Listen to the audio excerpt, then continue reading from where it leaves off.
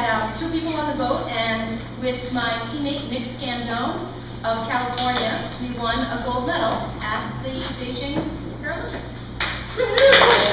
Clark. I'm from Shelter Island, New York, and I just wanted to welcome everybody for coming. And what's our favorite sport? Sailing. Yes, sailing. So you guys are the first to ever celebrate Olympic Day for sailing. And the thing that makes the Olympics different from any other regatta you go to is, well, first of all, you're representing your country. So you have this big USA on your sail, and that's all. So at the beginning of each day of sailing, you actually check in as saying, "Good morning, USA," as in I'm representing my whole country, which is a pretty big difference from saying, "Good morning, sail number 341, I'm one of 20 or 30 people from the US." One of the challenges of this particular venue that we both sailed in was that there really wasn't a lot of wind. And lighter than today. If this were an action photo, it would actually look exactly the same. So every morning, we'd wake up, open the blinds, and look at those windows and see, we just pray to God they're actually moving. All right. Well, this is the bow of the boat that I sail. It's called the 470. We also then get to carry, as Carol already said, the country letters USA. Every country has their 3-digit abbreviation. And this was just at the end of the day, and they're helping to apply our USA bow number. And it's just so special. You wait so long to take the stickers. Usually after a regatta, we'll take the stickers off right away because it's extra drag and they get goopy and disgusting, or you hit something and then they get ripped off and then they look really bad. But we always try and keep the Olympic stickers on, and you see so many boats that still have their Olympic stickers because it's something so special to have that marking that you competed in the Olympics. We walked into this stadium full of just enormous place, full of people, and everybody was smiling. And it's one of my favorite memories of the games is just all this positive energy from athletes, from spectators, from everybody. It's such a exciting deal. And you can see he has an American flag tattoo in his arm. So. My whole spinnaker was the American flag. It was a spinnaker that was just the American flag. And when we went out for the first time, we had a whole bunch of problems when we first got there. A whole bunch of boat problems, and day 1 we couldn't practice, day 2 we couldn't practice, day 3 we couldn't practice. And I was really starting to get nervous, and we finally got out there, and I hoisted the chute, and I saw the American flag go up in front of me, and I just lost it.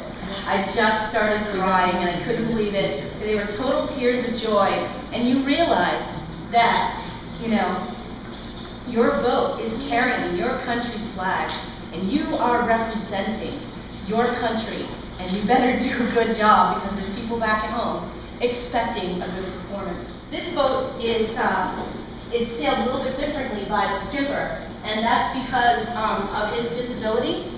He had very little strength in his arms, and this particular boat was modified so that the tillers were upright, see right here, 1 and 2, so that you could push and pull the steering lines that went to the back of the 2 rudders that were in the back of the boat. And that's how he steered.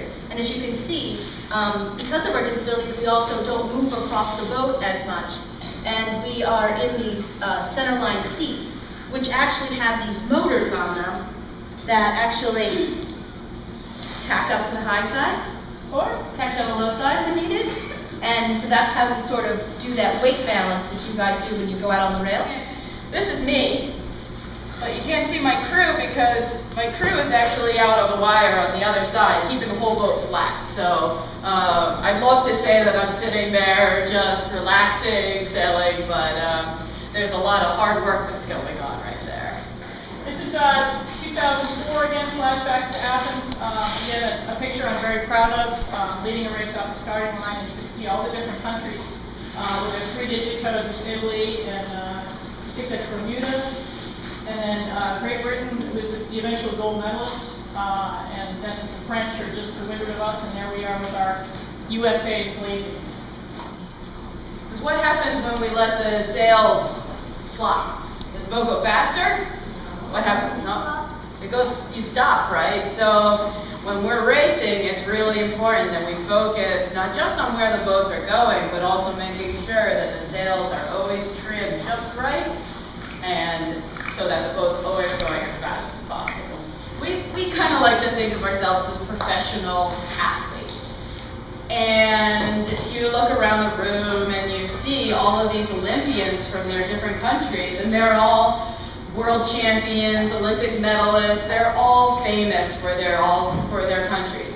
But then you see somebody just that little bit more special walk into the room, maybe one of the USA basketball players, or some of the track and field stars, and some of those names that you know, right, from watching them on the TV.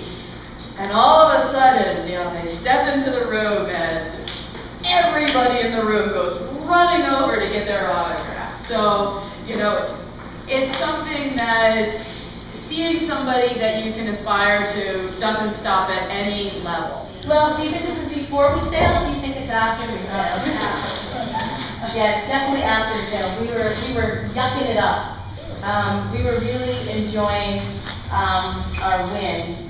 And similar to our U.S. trials, Nick and I actually won a day early. So we actually technically didn't need to sail that day, but we were encouraged by the coaching staff to go out and sail one last race. There's 2 races that day. So while everyone else is racing up behind us, we're taking victory laps up and down that wall where all those fans were. So the wall with all the fans are over here, and we're putting American flags all over the boat, and we're putting our burgies up here on the shrouds, and really celebrating. It was really a great moment. My daughter Dana, she came with me to China, and actually she was quite a celebrity in China. They had never seen a blonde-haired, blue-eyed little girl before, and so she was like this thing that no one had ever seen before. And everywhere we went, people wanted to take pictures of her. And then she started to get into the local paper. And almost every single day, there was a picture. I mean, not of the people who were winning the regatta, not of Nick, not of me, but of my daughter Dana. And the story was, daughter comes to honor mother here in Qingdao. Honor her mother's Olympic spirit, or that was the story pretty much every single day. So when we actually went into town, people would want her autograph, and they would want pictures of her. And they would say to me, daughter of champion? And I would say, yes. May I take a picture? And then at the end, when after the ceremony and after we got the gold medal, and people are taking pictures of Nick and myself, the TV crews arrived. And you know where the microphone went to? Dana. And I have my medal. This is my medal right here.